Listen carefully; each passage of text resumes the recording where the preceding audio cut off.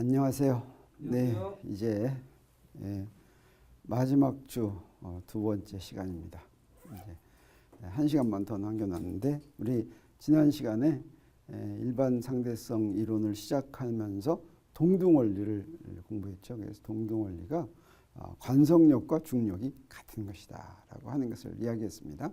그러면 동등원리가 이제 어떻게 일반 상대성 이론으로 되는지 보도록 하겠어요. 그래서 일반 상대성으로 되는 것을 오늘 이제 공부할 텐데, 이 동등 원리를 어디에 적용해 봤냐면 아인슈타인이 빛에 적용했습니다. 빛에 적용했다라고 하는 것은 뭐 다른 게 아니에요. 자, 동등 원리가 우리가 지난번에 할 때 지상에서 일어나는 일하고 우주 한복판에서 가속 운동하는 두 기중계 사이에 안에 일어나는 것을 이제 구별하지 못할 거다라고 하는 걸 알았어요. 그 얘기는 뭐냐면 지상에서 어떤 돌멩이가 어떻게 운동할지, 또 우주 한복판에서 위로 확 올라가면 그때 돌멩이가 어떻게 운동할지 우리 예상을 할 수가 있어요. 지금 사고 실험이니까 직접 안 해봤지만 어떤 예상을 할 수가 있었습니까? 둘이 똑같이 떨어진다라고 하는 걸 예상할 수가 있었죠. 근데 이제 우리가 빛에 적용하려고 하는 것은 하나는 예상할 수가 있지만 하나는 예상할 수가 없는데, 우리 전에 돌멩이에 예상한 것이 그 돌멩이에만 적용한다는 의미가 아니라 모든 자연현상에 적용한다는 의미라고 한다면 우리가 쉽게 예상할 수 있는 것을 쉽게 예상할 수 없는데도 성립한다고 얘기한다라고 하는 겁니다. 지금 우리 빛에 적용한다는 게 그게 무슨 얘기인지 보도록 하겠어요. 그래서 아인슈타인은 일반 상대성 이론이 옳다는 증거를 얻기 위해서 빛에게 동등원리를 적용했다. 우리가 지난 시간에 잠깐 얘기할 때, 자, 그런 그 두 개가 동등원리가 한다는 거를 우주 한복판에 가볼 수가 없으니까 지상에서 어떻게 알 방법이 있나 해가지고 지상에서 무중력 상태를 경험할 수 있다면 만다라고 한 거죠. 근데 그거는 그 무중력 상태를 경험한 것인지 아닌지 확실하지가 않았단 말이에요. 그래서 뭔가 좀 확실한 증거가 필요했다라고 하는 겁니다. 그래서 이 확실한 증거가 아까 얘기한 것처럼 동등원리란 지상의 정지한 관성계, 그래서 중력의 효과와 그 다음에 우주 한복판에서 가속도로 움직일 때 그때 비관성계의 관성력의 효과가 같다라고 하는 것인데, 이제 빛의 경로를 한번 예상을 해보도록 하자라고 하는 거죠. 그래서 여기 지금 이거는 뭐 엘리베이터라고 얘기해도 좋고 뭐예요? 지금 여기 구멍이 하나 있어요. 이 구멍에서부터 이제 레이저 빛이 나옵니다. 그래서 이놈이 지금 안 움직이고 있다면 레이저 빛이 어디로 가겠어요? 레이저 빛이 똑같이 앞에 가겠죠. 똑같이 앞에 가겠어요. 근데 이놈이 등속도 운동하고 있다면 레이저 빛이 어디로 가겠어요? 역시 똑같아요. 왜 그러냐면 우리 그거 뭐냐면 우리 흔히 얘기하죠. 기차 타고 갈 때 기차가 등속도 운동하고 있으면 동전을 위로 던지더라도 제자리에 떨어진다라고 하는 똑같은 거죠. 등속도 운동하면 똑같이 이렇게 갑니다. 그래서 여기에 A는 0인 기준계에서 빛의 경로는 어떻게 될 거냐면 여기 똑바로 가겠어요. 근데 만약에 이게 가속 운동하면 어떻게 될까? 우리 예상할 수가 있어요. 우리 이 가속 운동하면 어떻게 돼? 위로 가속 운동하면 어떻게 된다고 예상하겠어요? 자, 이것 좀 위로 확 가속 운동하면 어떻게 돼요? 밑으로 빛이 내려간다고 생각됩니까? 안 됩니까? 아주 쉽게 됩니까? 좀 생각해 봐야 됩니까? 뭐 쉽게 되죠. 그거는 그럴 것 같죠. 네, 쉽게 돼요. 사실은 돌멩이도 그런데 빛이라고 안 그럴 이유가 없다라고 하는 거예요. 그래서 여기서 가속 운동하면 물론 빛이 하도 빨리 가니까 이렇게 조금 내려가는 건 눈치챌 수는 없겠죠. 근데 가속 운동이 굉장히 크다면 빛이 밑으로 내려가는 거 예상할 수 있겠다, 이런 생각을 하게 됩니다. 그래서 A가 0이 아닌 기준계에서 빛의 경로는 이렇게 휘어진다라고 하는 것을 우리가 알 수 있습니다. 그렇다면 이거하고 무엇하고 동등하냐면 위로 가속 운동하는 거하고 뭐하고 동등하다고 그랬어요? 밑에 지구 있는 거하고 똑같다 그랬죠. 그래서 우리 뭘 생각할 수 있냐면 지구에서도 빛이 이렇게 휘어진다고 생각할 수 있습니까? 없습니까? 네, 이게 바로 빛에 적용한 동등원리가 되겠어요. 그래서 지상의 정지한 기준계에서 빛의 경로는 이렇게 휘어진다라고 하는 거죠. 네, 잘 이해됐습니까? 그러면 이제 동등원리가 맞는지 안 맞는지 판단할 수 있는 방법이 있겠습니까? 없겠습니까? 있어요. 어떻게 하면 되겠어요? 그렇죠. 지상에서 빛 쏴가지고 빛이 이렇게 휘는지 아니는지 보면 되겠죠. 네. 근데 그걸 한번 아인슈타인이 계산을 해봤어요. 지상에서 빛을 쏘면 여기서 저기다 쏜다 그러면 얼마쯤 떨어질까? 그랬더니 얼마쯤 떨어질 것 같아요?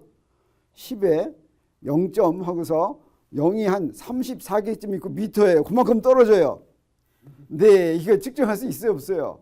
네, 그러면 알 수가 없겠죠. 고민이죠. 방법은 알았는데 고민이죠. 그래서 한 번 더 얘기한다면 이런 겁니다. 빛의 경로가 여기 그래비티가 없다든지 가속도도 없으면 똑바로 가는데 위에서 가속 운동을 하면 그래비티는 없지만 가속 운동하면 이렇게 될 것이다. 그러면 동등원리에 의해서 여기에 그래비티가 있는 경우에도 이렇게 될 것이라고 하는 걸 우리가 예상할 수가 있다는 거죠. 그러면 지상에서는 그게 휜다고 휘느긴 하는데 너무 빨라서 조금밖에 못 튀는 그 이유는 뭡니까? 왜 조금밖에 못 튀겠어요? 물론 빛이 너무 빠른 것도 있겠지만 또 뭐도 생각할 수 있겠어요? 그렇죠. 아니 지상에서는 가속도가 아니죠. 지상에서는 다시 말하면 지구의 질량이 너무 작아서라고 생각할 수가 있겠죠. 그래서 지구보다는 질량이 좀 큰 거를 찾아야 되겠어요. 그렇다면 지구보다 질량이 좀 큰 거 어디 가서 찾을 수가 있겠습니까? 그래서 어디 가서 찾을 수가 있냐면 아인슈타인은 뭘 이용했냐면 태양을 이용하도록 했습니다. 그래서 그 얘기는 무슨 얘기냐면 아인슈타인은 별에서 오는 빛의 경로가 태양 주위를 지나면서 휠 것이라고 예언을 했는데 그렇지만 태양에서 오는 빛이 휜다면 그거 좀 곤란하죠. 왜 그러냐면 우리가 빛을 내보내는 게 아니라 저기서 오는 빛을 봐야 될 텐데 오는 빛은 우리가 볼 수가 없는 거다라고 하는 거죠. 그래서 뭐 예를 들어서 이런 거예요. 밤에 별이 보이는 걸 보면 밤에는 별이 이제 이렇게 보이죠. 지금 여기서 밤에 이렇게 여기서 보면 별이 이렇게 있어요. 근데 낮에도 이 자리에 별 있습니까? 없습니까? 낮에도? 낮에는 별 있을 것 같아요? 없을 것 같아요? 자전을 하면 저 위치에 똑같이 볼 수가 없을 것 같아요. 그 자전을 하면 볼 수가 없습니까? 그런데 가만히 있어. 지금 별이 이렇게 있으면 자전을 뱅글뱅글 하죠. 근데 그날은 못 보겠네. 그날은 못 보지만 이 밤에 본 거를 낮에 볼 수 있는 데도 있습니까? 없습니까? 다시 말하면 낮에 별이 있겠습니까? 없겠습니까? 하늘에? 낮에 하늘에 별이 있죠. 그 낮에 하늘에 있는 별을 밤에 볼 경우가 있겠습니까? 없겠습니까? 언젠가는? 있죠. 그래서 밤에 본 별의 위치가 다 잘 측정이 돼 있어요. 그래서 오늘 낮에 본 거를 오늘 밤에 본 걸 오늘 낮에는 못 보겠지만 혹시 낮에 별을 본다면 그 별의 위치가 뭔지를 잘 알고 있다. 여기 이렇게 별이 있는 거예요. 근데 낮에 이 똑같은 별을 낮에 보면 어떻게 되냐면 여기 태양이 이렇게 있으니까 여기 이렇게 있는 별 중에서 태양을 좀 가까이 지나가는 건 어떻게 되겠어요? 이렇게 휘어져 오는 거죠. 휘어져 와요. 그래서 이놈은 어디에 있는 것처럼 보이냐면 여기서 우리가 볼 때는 뭘 봐요? 요걸 보는 게 아니라 어디를 간날 보는 게 아니라 여기서부터 직선으로 쫙 한 걸 보죠. 그래서 별이 여기 있는 것처럼 볼 거다라고 하는 거죠. 그래서 이만큼 휘어진 것처럼 요 차이 각이 시각 차가 되겠어요. 그래서 이 태양 지나가면 지구에서부터 지나갈 때보다 좀 많이 휘겠어요? 조금 휘겠어요? 더 많이 휘겠어요. 그렇지만 그럼 굉장히 10도 휘냐? 이건 아니에요. 얼마냐면 그래서 1.75초. 1.75초는 어때요? 1도에 3600분의 1이 1초죠. 그래서 1.75초 차이가 날 것이라고 예언을 했습니다. 이런 일이 진짜로 벌어지겠습니까? 안 벌어지겠습니까? 네, 벌어졌죠. 어떻게 알았어요? 그냥 책에서 퀘이사. 그랬어요? 사실은 이게 사실은 더 유명합니다. 이게 요걸 맨 처음에 이걸 실험으로 했어요. 그 한 사람이 누구냐면 아서 에딩턴이라는 사람이 이 실험을 했어요. 왜 이 사람이 더 유명하냐면 아서 에딩턴은 영국 사람이었고 이거 발표할 때 이게 지금 아인슈타인은 독일 사람이었어요. 그리고 이때 독일과 영국 사이에는 전운이 감돌았어요. 세계 1차 대전이 지금 일어날지 말지도 모를 때였단 말이에요. 근데 이 적국에 있는 영국에 있는 아서 에딩턴이 아인슈타인이 제안한 것을 확인하려고 실험을 하러 갔습니다. 이 사람이 아서 에딩턴인데 아서 에딩턴은 어디로 갔냐면 1919년 5월 29일 날 낮에 보려면 개기일식이 일어나야 되겠죠. 이 개기일식이 어디서 일어난다 그랬냐면 저 서부 아프리카에 있는 어떤 섬에서 일어난다 그랬어요. 자, 그 이야기를 듣고 아서 에딩턴이 그때 맞춰서 갔는데 여러분은 개기일식을 본 적이 있습니까? 없습니까? 없죠, 여러분. 나는 있었을 것 같아요? 없었을 것 같아요? 나는 있었어요. 내가 중학교 1학년 때 개기일식이 있었어요. 그래서 그날 학교가 좀 일찍 끝났어요. 집에 갔는데 하늘에 별이 보였어요. 그러니까 내가 1학년 때만 하더라도 서울에서 하늘에 별 볼 수 있었어요. 내가 중학교 1학년이면 그게 몇 년도쯤 될 것 같으냐면 어때요? 아주 까마득한 옛날일 것 같죠? 까마득한 옛날일 것 같아요. 이게 1960년이었어요. 1960년에 우리나라에서 개기일식이 하는데 그러면 어떻게 하냐면 사실은 부분일식이면 안 보여요. 부분일식이면 하늘에 별 안 보여요. 근데 개기일식이면 하늘에 별 보입니다. 놀랍죠. 그래서 그때 별 보였는데 사실은 이때 이 서부 아프리카 프린시페 섬에서 개기일식이 있었지만 이때 태풍이 왔다 그래요. 그래서 기상 조건이 굉장히 나빴습니다. 그런데 불구하고 이 아서 에딩턴이 탐험팀을 이끌고 거기를 갔어요. 그래서 별빛을 측정했는데 무슨 일이 벌어졌냐면 동일한 별의 밤낮 위치 차이를 측정했는데 얼마예요? 1.60 더하기 마이너스 더하기 빼기 0.31초. 이게 오차예요. 오차. 실험 오차. 근데 아인슈타인이 계산한 건 얼마예요? 1.75초. 맞아 떨어져요? 안 맞아 떨어져요? 네, 이게 바로 뭘 얘기해 주는 거예요? 아인슈타인의 일반 상대성 이론이 옳다는 직접적인 증거가 된 겁니다. 놀라운 일이에요? 안 놀라운 일이에요? 굉장히 놀라운 일이었어요. 이것은 뭐냐? 이것은 정말 세계적으로 굉장히 획기적인 이런 일이었습니다. 그래서 당시에는 그 아프리카에서 이제 영국으로 이거 독일로 이제 영국으로 해야 되겠구나. 이 사람 영국 사람이니까 영국으로 이제 타전하는데 이런 전보를 이용했다고 그래요. 그때 띠띠띠 이렇게 치는 거죠. 전보를 이용했어요. 근데 그걸 받아가지고 신문에 났어요. 런던 타임스에 나왔는데 런던 타임스가 이제 요만하다면 그 한 10장쯤 되면 여러분 그 몇 면에 났을 것 같아요? 1면에 났어요. 1면에 크게 났을 것 같아요? 작게 났을 것 같아요? 크게 났어요. 그냥 얼마나 크게 났을 것 같아요? 그날 또 그 세계 제1차 대전은 무슨 뭐 오스트리아의 뭐 합스부르크하고 무슨 일이 자그만 일이 도화선이 돼가지고 이제 이렇게 발발됐어요. 근데 여기 아인슈타인의 일반 상대성 이론 증명, 아서 에딩턴이 실험, 쫙쫙 한 면이 다 나고 여기 조그맣게 1차 세계대전 발발, 뭐 징후 이건 이렇게 조그맣게 났을 정도로 이렇게 크게 났다라고 하는 유명한 얘기입니다. 그래서 에딩턴의 실험 결과는 일반 상대성 이론이 옳다는 직접적인 증거가 됐고 아프리카에서 영국으로 실험 결과를 알리는 전신이 도착한 후 전 세계 언론이 이 사실을 대대적으로 보도했다라고 하는 겁니다. 그래서 이 결과로 특수상대성 이론 나왔을 때 아인슈타인이 굉장히 유명했는데 이때는 학자들 사이에 유명한 거였어요. 일반 사람은 뭐 그거 잘 몰랐어요. 근데 일반 상대성 이론으로 유명해진 이 결과가 유명한 건 이건 이제 전 세계적으로 일반인들에게도 명사가 아인슈타인이 되는 그런 계기가 됐다라고 하는 겁니다. 그러면 그 증거만 있었냐면 사실은 또 다른 증거도 있었어요. 그게 바로 이제 빛이 이렇게 휜다는 것과 비슷한 그런 증거였는데 그게 바로 뭐였냐면 행성의 세차 운동이었습니다. 세차 운동은 세는 세배할 때 세차예요. 세배는 얼마만큼 한 번씩 해요? 1년에 한 번 하는 거예요. 1년 걸려서 차이 나는 거다. 뭐 이런 뜻이 되겠어요. 그건 바로 뭐냐면 행성의 공전 궤도가 좀 차이. 행성이 공전하는 타원 궤도의 축이 조금씩 이동해요. 원래는 어떠냐?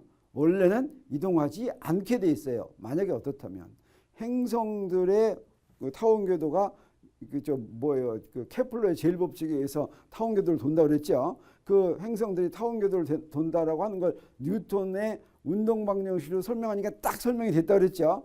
그때 어떻게 설명하느냐 하면 그 행성은 태양이 잡아다닌다.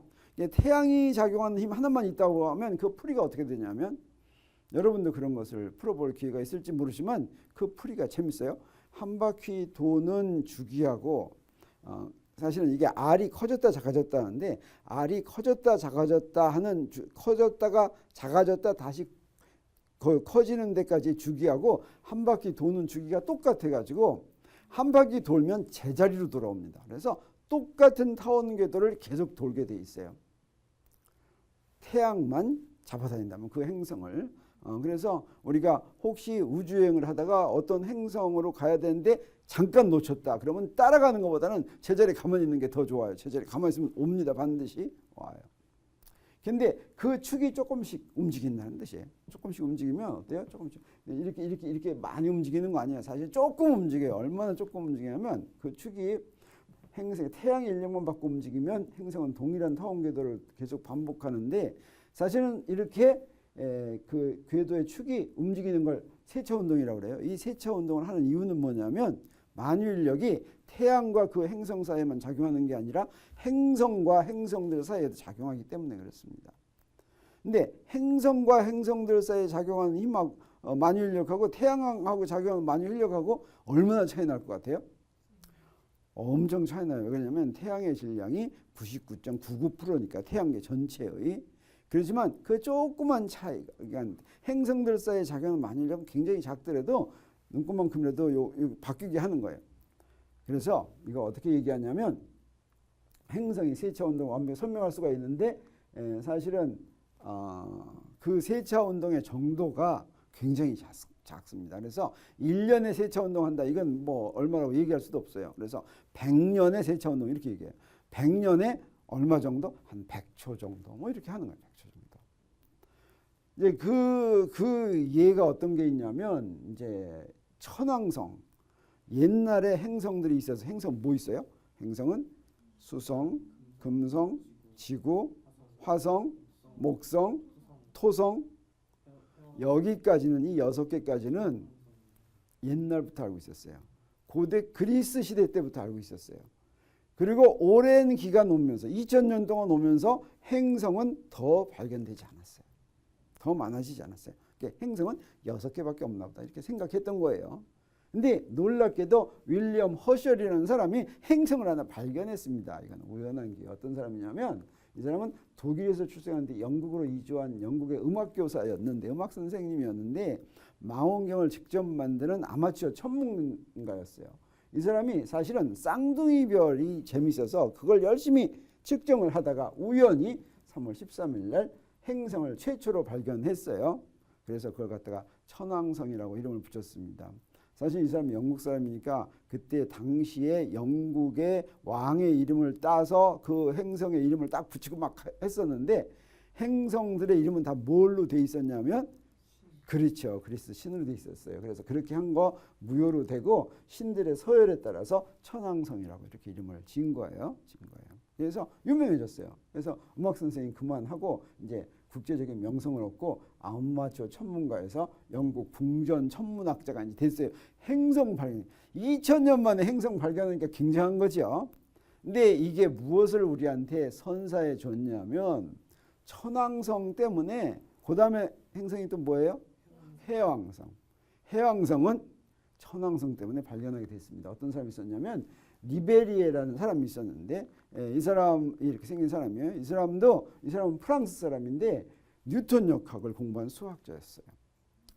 근데 천왕성의 궤도를 보니까 이게 완벽한 타원 궤도를 도는 게 아니라 궤도가 어때요? 새로운 행성을 딱 관찰했으니까 그거 하나하나의 위치가 지금 굉장히 흥미롭겠죠. 하늘에서 막 관찰했어요.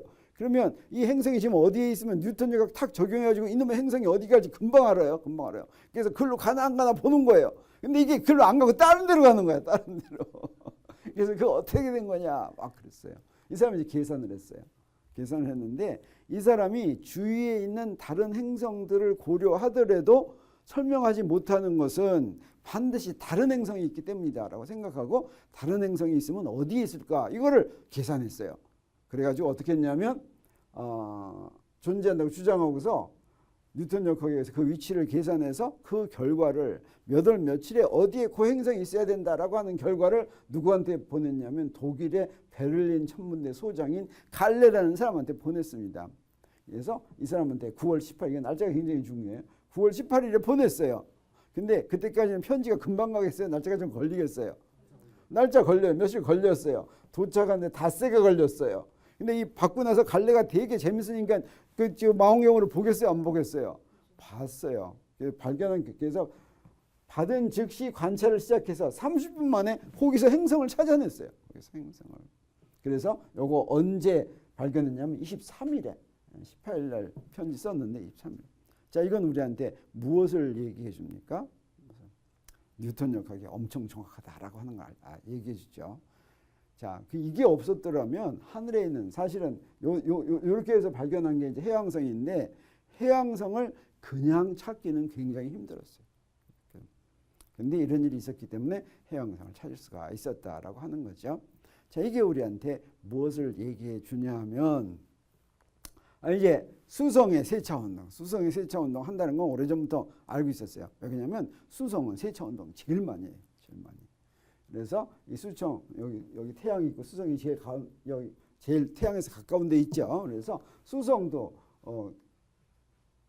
뉴턴 역학에 의한 계산만으로 해왕성을 발견한 뒤에 다른 행성을 비슷한 방법으로 찾으려는 시도가 이제 많이 나왔어요. 자기도 한번 행성 한번 찾아볼까 하고. 근데 다른 행성들의 경우는 뭐 대강 다 세차 운동 하더라도 그 세차 운동 하는 걸 주위에 있는 다른 행성들에서 다 설명할 수가 있었어요.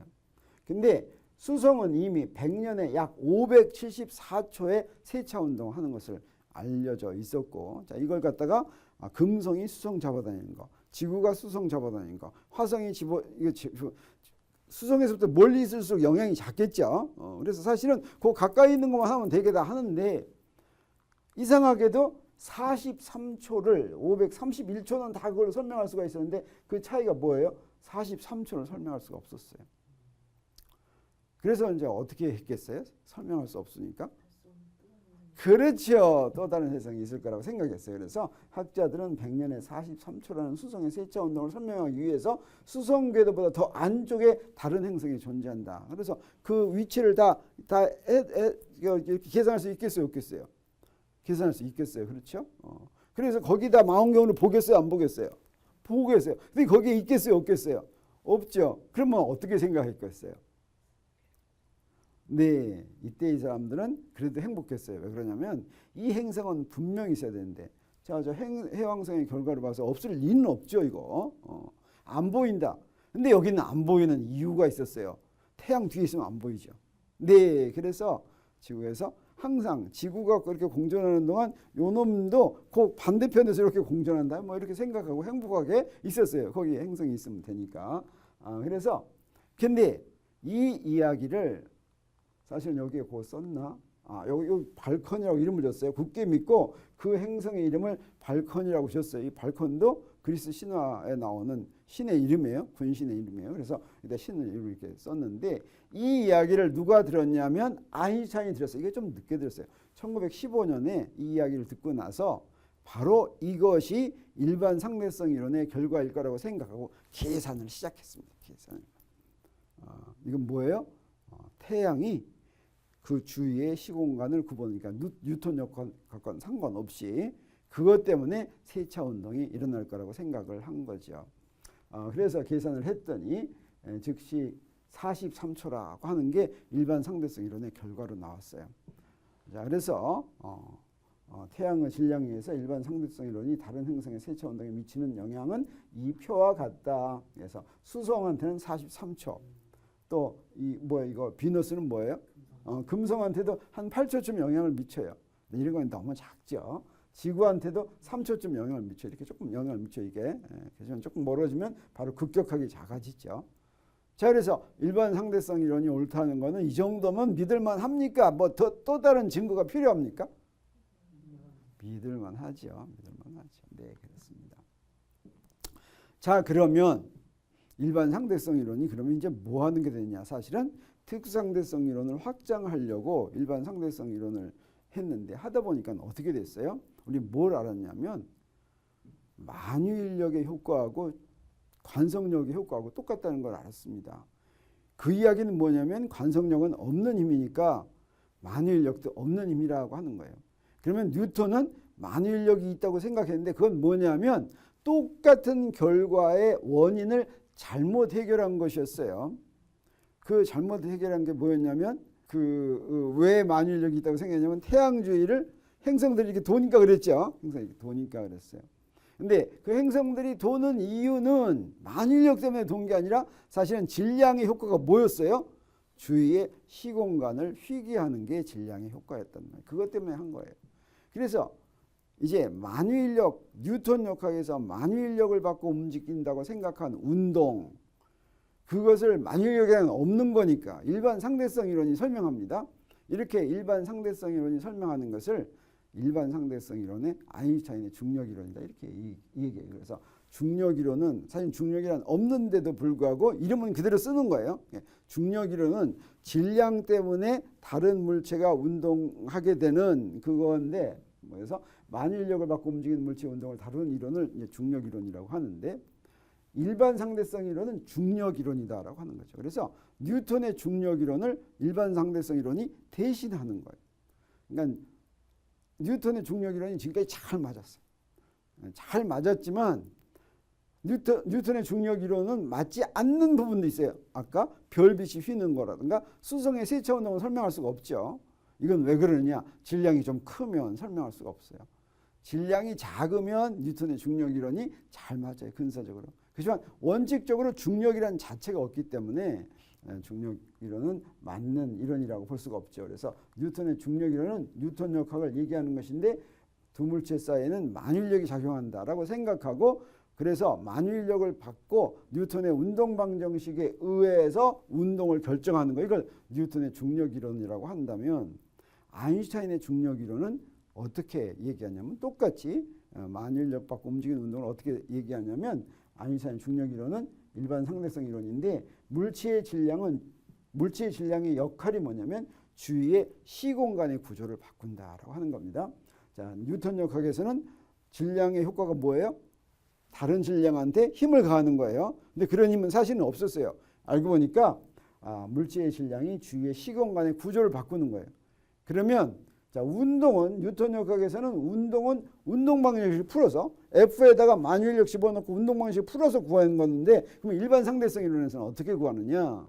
어떻게 구하냐면 휘어진 시공간에 휘어진 데서 가장 짧은 길을 따라간다. 그래서 휘어진 시공간에 놓은 물체는 지오대식을 따라 운동한다. 이 지오대식이 뭐냐면 두 점 사이에 가장 짧은 그 길을 경로를 지오대식이라고 이렇게 부르는 거예요. 그러면 지오대식은 어떻게 구하느냐? 지오대식을 구하는 식이 있겠어요? 없겠어요? 있어야 되겠어요. 그게 바로 일반 상대성 이론의 방정식이 되겠어요. 네. 그래서 일반 상대성 이론의 방정식은 어떻게 생겼냐면 이렇게 구경시키라고 보면 지금 일반 상대성 이론 방정식 푸는 건 여기서 하지 않겠어요. 근데 구경하라고 보면 이렇게 생겼어요. 이렇게. 네. 그래서 여기서 여기 뮤뉴 이렇게 붙은 건 첨자가 두 개 붙으면 이게 바로 뭐냐면 텐서라는 겁니다. 그래서 뮤뉴에 따라서 바뀌는 거죠. 우리가 특수상대성 이론 하면서 벡터가 첨자가 4개 붙는다고 그랬죠. 그때 이제 4차원 벡터는 3차원 벡터는 3개 붙고 그 첨자를 i라고 쓴다면 4차원 벡터의 첨자는 4개가 되고 그 첨자는 어떤 글자를 쓰냐면 그리스 문자를 써요. 뭐 뮤뉴로 이런 걸 써요. 그래서 이 4차원 그래서 요 뮤뉴는 4개까지 1, 2, 3, 4 그러든지 0, 1, 2, 3 이렇게 변하는 거예요. 그런 텐서다. 그래서 G, 뮤뉴 이런 텐서를 이렇게 곱하는 것들이에요. 그래서 이것도 텐서고 다 텐서들이에요. 그 다음에 이제 이 속에는 뭐가 들어있냐면 R 속에는 이렇게 곱한 것인데 자, 요놈과 요놈을 갖다 설명한다면 G, 뮤, 요 식을 풀어서 구하는 것이 바로 G, 뮤뉴예요. G, 뮤뉴가 뭔지 조금 이따 설명할 텐데 이걸 갖다가 메트릭 텐서라고 합니다. 메트릭 텐서는 공간의 구조를 알려주는 텐서예요. 그래서 공간의 구조가 어떻게 됐을지를 구해요. 이 식을 풀어서. 이 전까지는 공간의 구조는 평평하다고 생각했어요. 평평한 메트릭 텐서는 뭐냐면 단위 행렬처럼 생긴 거예요. 1111 이렇게 생긴 거예요. 이게 평평한 거예요. 평평한 거. 근데 1112이 아니라 옆에 오프다이거나 옆에 있는 것들도 숫자를 좀 가지면 그건 평평하지가 않은 거예요. 그래서 요 평평하지 않은 이 식을 풀면 평평하지 않다는 걸 이걸 찾아내게 됩니다. 그리고 R mu U는 요 식을 유도해서 여기다 곱해주는 텐사로 리치 텐사라고 불리는 것인데 이 속에는 간단하게 이렇게 표시했지만 이 속에 뭐가 잔뜩 들어있냐면 메트릭 텐사의 라플라시안을 막 여러 개 있는 거예요. 굉장히 복잡한 거예요. 라플라시안이 뭡니까? 델 제곱이죠. 요 4차원 라플라시안 여기다 하는 거예요. 그러니까 이게 미분 방정식이 되겠어요. 미분 방정식. 미분 방정식의 종속 변수가 바로 뭐냐면 구할 게 메트릭 텐사예요. 그다음에 그 독립 변수는 뭐냐면 시간과 공간이에요. t하고 x, y, z. 그래서 이 4차원 공간의 구조가 여기 시간과 위치에 따라서 달라지는 걸 이 식을 풀어서 구하는 거예요. 구한 다음에 그래서 공간의 구조가 이렇게 휜 걸 구한 다음에 거기서 가장 가까운 지오대식으로 움직이는 거예요. 그러니까 야구공 딱 던져서 그 경로를 알려면 어쩌면 요걸 먼저 푼 다음에 그다음에 공간의 구조를 안 다음에 지오대식 구해가지고 타원이구나 알아내는 거예요. 네. 근데 이렇게 해서 이거 풀어서 구하려면 뭐가 필요하냐면 슈퍼컴퓨터가 필요해요. 지금 야구공 날아가려면. 그래서 그거 하는 것보다 뭐 하는 게 훨씬 좋겠어요? 거짓말이지만 뉴턴의 운동 방식 집어넣어가지고 풀면 간단히 풀리죠. 네, 그걸로 푸는 것이 훨씬 간단하다 이렇게 얘기할 수가 있겠어요. 그 다음에 이렇게 그러면 공간의 구조를 휘게 만드는 원인이 뭐냐면 그게 바로 뭐예요? 질량이라고 그랬죠. 근데 우리 특수상대성이라서 질량하고 뭐하고 같은 거라고 그랬어요? 에너지도 같은 거라고 그랬어요. 또 운동량은 에너지가 움직이는 게 바로 운동량이에요. 그래서 에너지, 운동량의 밀도가 전부 다 그게 바로 시공간의 구조를 이제 결정해주는 원인이 됩니다. 그걸 갖다 미분방정식에서는 미분방정식의 풀이가 나오는 원인을 뭐라고 부르냐면 소스텀이라고 불러요. 그래서 미분방정식은 뭐와 뭐로 되어 있어요? 종속 변수가 들어가 있는 항이 있고 종속 변수가 없지만 그 종속 변수에 뭔가를 주는 항이 있어요. 그게 이제 소스텀이에요. 그래서 여기는 종속 변수는 여기만 있죠. 요 속에만. 그러면 요게 바로 소스텀인데 이 소스텀의 소스가 바로 뭐냐면 이 에너지하고 질량이다라고 하는 거죠. 우리 뭐 이거 비슷한 거 전에 한번 했어요. 우리 전자기파하고 할 때 이제 뭐예요? 맥스웰 방정식 어떤 거 하면 맥스웰 방정식의 맥스웰 방식 4개인데 그 중에서 뭐 하나만 들으면 가우스 법칙. 이게 어떻게 됐어요? 가우스 법칙은 그러니까 다이버전스 파이는 입실론 제로분의 로 그랬죠. 그럼 파이가 우리 구하는 종속 변수죠. 그다음에 이 파이는 뭐 때문에 생겨요? 로 때문에 생겨요. 로가 이제 소스텀이에요. 소스. 그래서 여기서는 G mu U가 종속 변수인데 이 소스텀이 바로 이제 에너지 텐사라고 하는 거죠. 그래서 여기는 이게 텐사니까 여기에 0, 0, 이게 mu U를 0, 1, 2, 3 이렇게 한다면 0, 0는 이건 에너지 덴시티. 그다음에 0i는 에너지 플럭스. 그다음에 I0는 모멘텀 덴시티. 그다음에 I0는 모멘텀 플럭스. 뭐 이렇게 이름 붙이는 텐서가 되겠어요. 그래서 이렇게 텐서가 주어지면 에너지 분포가 주어지면 시공간의 구조가 결정된다라고 하는 게 일반 상대성 이론의 방정식입니다. 네. 그래서 주어진 소스텀에 의해 만들어지는 메트릭 텐서를 이제 공간과 시간의 함수로 구하는 것이 이제 일반 상대성 이론의 목표다 이렇게 얘기할 수가 있겠어요. 그러면 지오대식은 이제 어떤 의미를 갖는 거냐면 먼저 그러기 위해서는 먼저 공률을 알아야 되겠어요. 공률은 얼마나 휘어졌는가 하는 걸 알려주는 거예요. 뭐 별거 없어요. 여기 원이 있으면 원이 얼마나 휘어졌는지는 뭘 보고 하냐면 뭘 보고 합니까? 반지름 보면 알 수 있는데 반지름은 크면 클수록 많이 휘었어요? 조금 휘었어요? 반지름이 크면 클수록? 조금이었죠. 그래서 공률은 크면 클수록 많이 해야 되겠어요? 조금 해야 되겠어요? 공률은 크면 클수록 많이 해야 되겠죠. 그래서 반지름 하면 나쁘니까 반지름의 역수로 하는 거예요. 그래서 공률은 반지름의 역수를 얘기하는 것인데 공간이 휘어진 정도를 나타내는 게 공률인데 예를 들어서 2차원 평면에 그린 곡선의 공률을 한다면 어떻게 하냐면 반지름이 r인 원의 둘레의 각점에서 공률은 r분의 1이에요. 요거 그다음에 직선의 공률은 반지름이 무한대니까 직선은 공률이 0이죠. 공률이 0이다. 이렇게 얘기할 수가 있겠어요. 그래서 지오대식은 두 점을 연결한 최단 경로인데 그래서 평면에서는 어떠냐? 2차원 공간의 경우에 평면에서는 두 점 사이의 지오대식이 직선이죠. 그게 가장 짧은 선이죠. 근데 곡면에서는 어때요? 곡면에서는 직선을 그릴 수가 없죠. 그러면 구면에서는 어떻게 되냐면 두 점 사이 지오대식이 대원이에요. 그래서 어떤 의미의 이제 공간이 결정되면 그 두 점 사이에 지오대식을 구할 수가 있어요. 그래서 그 지오대식이 바로 물체가 따라 움직이는 거다라고 하는 거죠. 그래서 이제 어떻게 해야 되겠어요? 여기다 확 던지면 물체를 탁 던지면 그 물체가 이렇게 싹 가는 그게 바로 뭐가 되겠어요? 지오대식이 되겠죠. 가는 모양을 보면 이 공간이 얼마나 휘어졌나 하는 공률을 알 수 있겠어요? 없겠어요? 네, 알 수 있을 것 같아요. 그런데 자, 이런 거 보세요. 이런 거 보니까 내가 야구공 던졌을 때 이렇게 가죠. 총알 던졌을 때 이렇게 가죠. 빛 갈 때 이렇게 가죠. 이 똑같은 공간인데 세 개가 전부 다 공률이 같은 것 같아요? 다른 것 같아요? 좀 다른 것 같아요. 좀 엄청 좀 이상하지 않아요? 네, 이상한데 사실은 우리가 여기서 일반 상대성 이론에서 말할 때 여기에 공률은 4차원 공간의 공률을 얘기하는 거예요. 우리 이거 뭐만 봤냐면 3차원에서 투영된 것만 봤어요. 그래서 이렇게 지금 다른 거예요. 그래서 여기 일반 상대성에서 말하는 지구주의 공률은 4차원 시공간 공률이고 이게 3차원에서 보면 이렇게 달라 보이는데 이걸 4차원 시공간으로 보면 이게 다 공률이 같아지는데 이 공률은 사실은 뭐와 같으냐면 중력의 용어로 말하면 중력 가속도와 같아요. 중력 가속도가 이 공간의 공률이다 이렇게 얘기할 수가 있겠어요.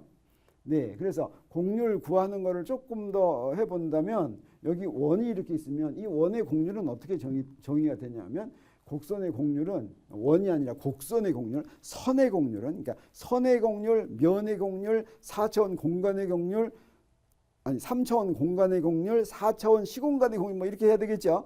제일 쉬운 선부터 해보겠어요. 그래서 어떻게 하냐면 자, 요 선의 공률을 하기 위해서 요 두 점에 델타 x만큼 여기서 여기가 델타 x예요. 델타 x만큼 진행하는 동안 여기다 접선을 이렇게 그려서 그 접선 벡터가 향하는 방향이 델타 세타만큼 바뀌면 여기 델타 세타만큼 바뀌면 사실 여기서도 델타 세타예요. 그러면 이 곡선의 공률은 뭘로 정의되냐면 델타 x분의 델타 세타로 바뀐다. 다시 말하면 요만큼 움직이는 동안 얼마나 많이 방향이 바뀌었냐에 따라서 공률이 결정이 되는 거예요. 그래서 원의 경우에 이걸 한다면 반지름이 r인 원의 경우에는 우리 원에서는 이거 성립하는 잘 알죠. 원호의 길이는 r 델타 세타니까 이걸 이용하면 바로 r분의 1이 반지름의 역수가 원의 공률이다. 2차원 공간의 공률은 라고 하는 걸 알 수가 있겠어요. 곡면의 공률은 어떻게 하느냐. 곡면에다가 이렇게 폐곡선을 그려요. 폐곡선을 그려가지고 어떤 벡터 하나를 정해서 그 벡터를 쭉 한 바퀴 돌려요. 한 바퀴 돌리면 돌아왔을 때 두 벡터가 처음 시작한 벡터와 끝난 벡터 사이에 변화가 없으면 공률이 0인 거예요. 변화가 있으면 공률이 있어요. 그래서 그 변화 차이 그 차이를 갖다가 제자리로 온 다음에 그 차이를 델타 세타라고 하면 이번에는 뭘로 나누냐면 요 둘러싸인 면적으로 나눠요. 면적으로 나누면 델타 A분의 델타 세타가 이게 바로 공률인데 우리 어떤 예를 드냐면 우리 반지름이 R인 구면을 볼 것 같으면 여기다가 그려놓은 여기다 하나 있었으면 좋겠는데 여기다 한 바퀴 뺑 돌리면 아까 그림이 있었죠. 한 바퀴 뺑 돌리면 제자리로 돌아왔을 때는 2분의 파이가 되겠어요. 이걸 어떻게 한 거냐면 구면을 이렇게 8분의 1로 나눴어요. 8분의 1로 나누면 8분의 1의 면적은 4파이 r제곱을 8로 나눈 거니까 델타 A는 2분의 파이 r제곱이 돼요. 그래서 이 놈으로 나누면 구면의 공률은 r제곱분의 1이 돼서 반지름의 제곱분의 1. 이게 이제 구면의 공률이 되겠어요. 3차원의 공률 이거 구하기 더 어렵고 4차원의 공률은 더 어려우니까 안 하겠어. 이런 식으로 한다라고 하는 거죠. 라고 하는 걸 알겠어요. 그러면 우리 주위에 있는 시공간의 공률을 어떻게 쉽게 측정할 수 있는 방법이 있을까? 이렇게 탁 보면 어때요? 이거는 요놈하고 요놈은 어때요? 요놈은 공률이 이렇게 돼 있는 금방 눈으로 알 수 있죠. 자, 요 구면의 공률은 이건 휘어졌다면 우리 금방 아는데 이거는 왜 금방 아냐면 여기서 지금 4차원에서 요거 두 개 비교하니까 3차원에서 비교하니까 2차원이 휘어진 거 금방 알죠. 금방 알아요. 그렇지만 우리가 2차원 안에 들어가서 본다면 알기가 힘들어요. 그 얘기가 뭐냐면 우리가 어때요? 우리 지구 표면이 휘어진 거 잘 알 수 있어요? 없어요? 잘 몰라요. 우리 주위에서 보니까. 그러니까 우리가 4차원에서 살고 있으니까 4차원의 곡률도 우리가 잘 알 수 없다라고 하는 걸 우리가 이제 예상할 수가 있죠. 그래서 2차원 표면 3차원에서 보니까 잘 알 수가 있는데 4차원의 시공간 휜 정도는 우리가 잘 알 수가 없다라고 하는 거죠. 그러면 이걸 비유적으로 보겠어요. 한번 2차원. 근데 이런 걸 옛날에 1854년에 에봇이라는 작자가 평지 세상 사람들, 이건 개미 같은 사람들이에요. 위아래는 전혀 못 가는 사람이에요. 그래서 이건 뭐예요? 여기 나뭇잎에서 이렇게 있다가 나뭇잎에서 그 밑에 나뭇잎으로 툭 떨어지면 어때요? 다른 우주로 갔다 그러겠죠. 이런 평지만 있는 사람이 어떻게 느낄까 하는 걸 얘기한 거예요. 평지 사람들은 어떻게 생각하냐면 두 평행선은 절대 안 만난다고 생각할 거예요. 근데 그 다음에 삼각형의 네각의 합은 180도다 이렇게 생각해요. 평지에서만 사는 사람들은. 근데 이게 반지름이 아닌 원의 둘레는 2파이r이라고 생각하는데 평지 세상에서도 충분히 큰 곳에서 우리가 지구가 원처럼 보이는 멀리서 볼 것 같으면 또는 삼각형을 엄청 크게 그릴 것 같으면 어떻게 하냐.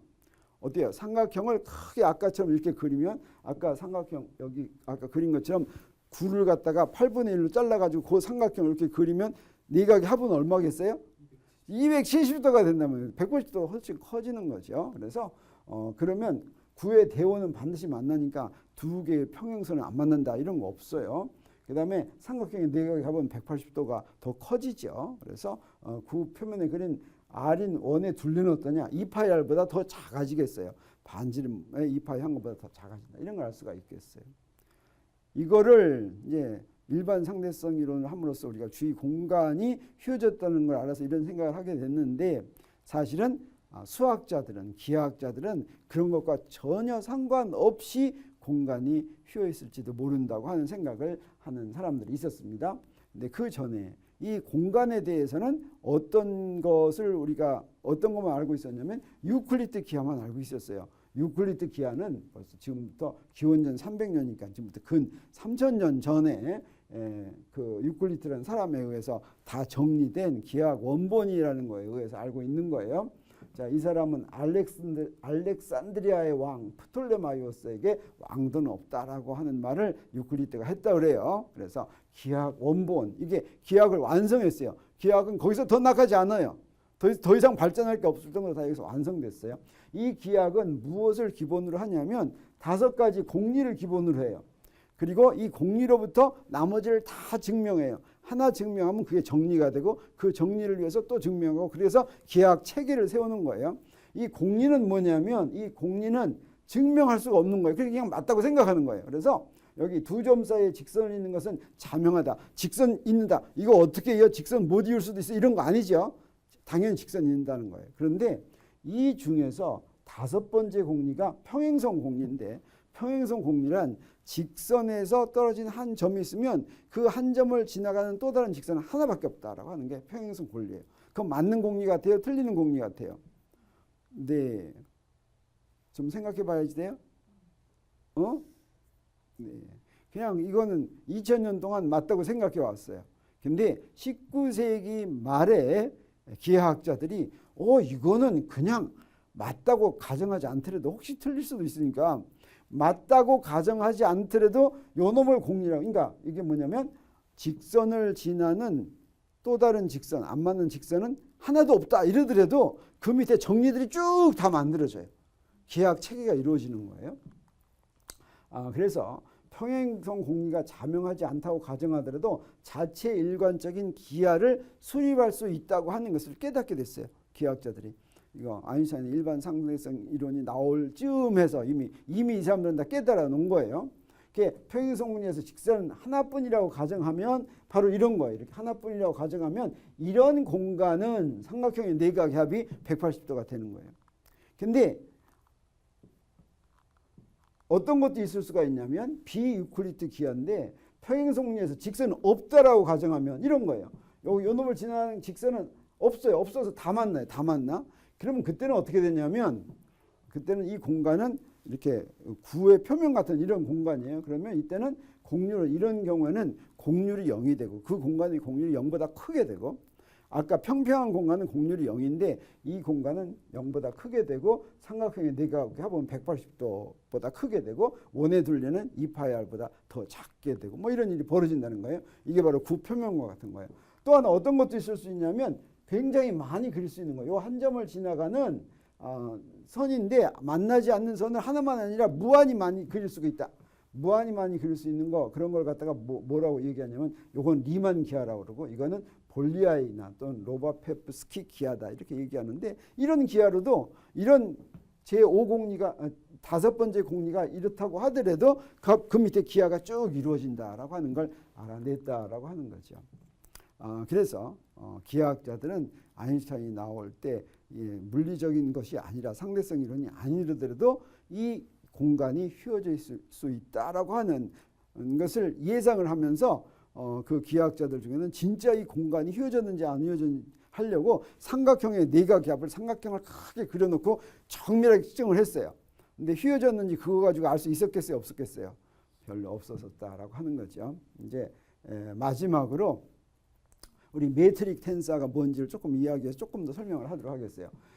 메트릭 텐사 여기서 나오는 이 메트릭 텐사는 이제 푸는 것인데 지미유니를 구해야지 되는데 우리 2차원 유클리드 공간 이때는 피타고라스 정리가 성립해요. 그래서 두 축을 갖다가 x축, y축을 x1축, x2축 이렇게 얘기하죠. 이때 두 점 사이의 거리는 어때요? 한 축의 거리 제곱하기 다른 축의 거리 제곱 이렇게 구하죠.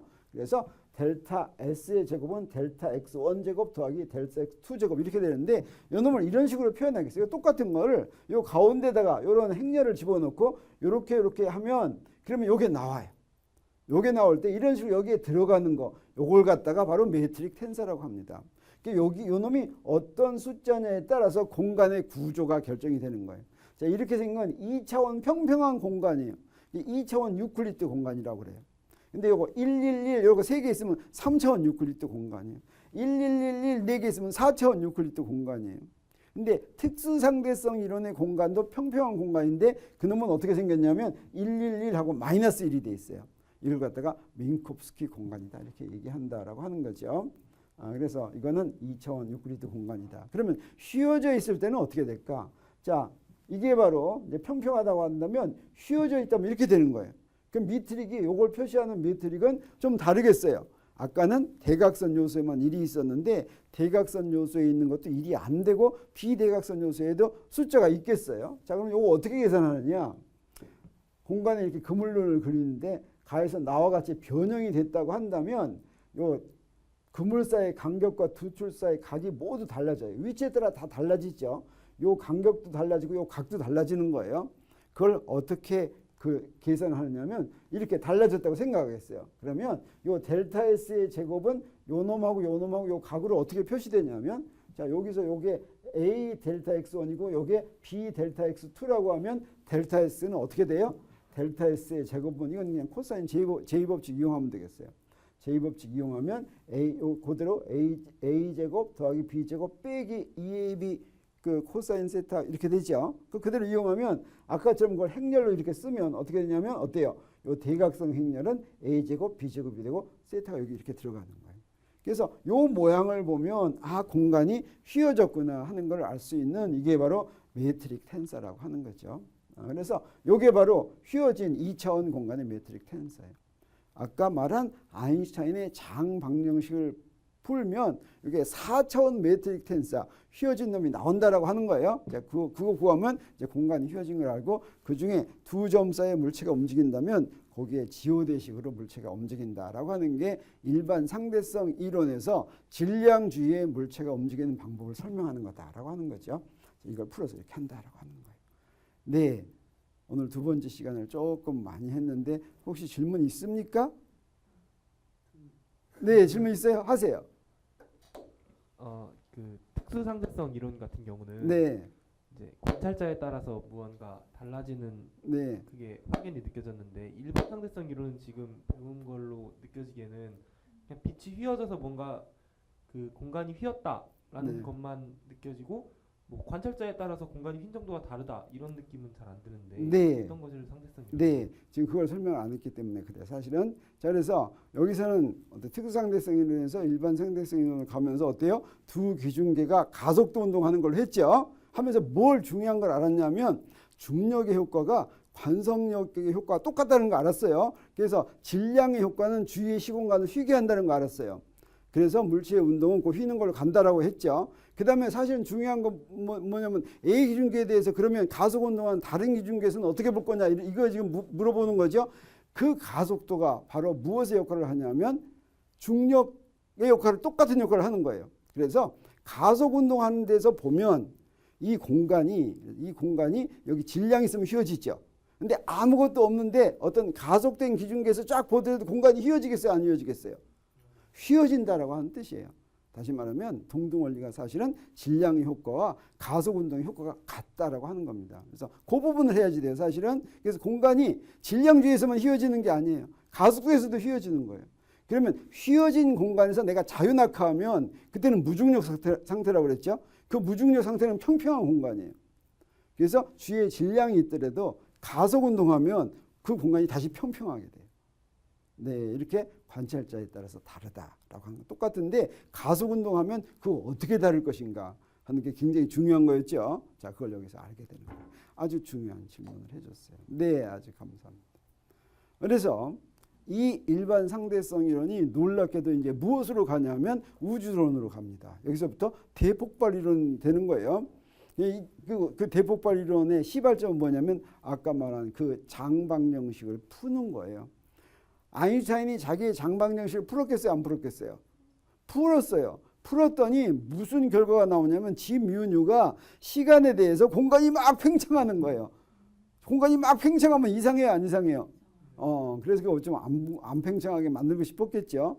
근데 무슨 일이 벌어지냐면 놀랍게도 관찰했더니 별을 관찰했더니 이게 별이라는 게 이제 갤럭시예요.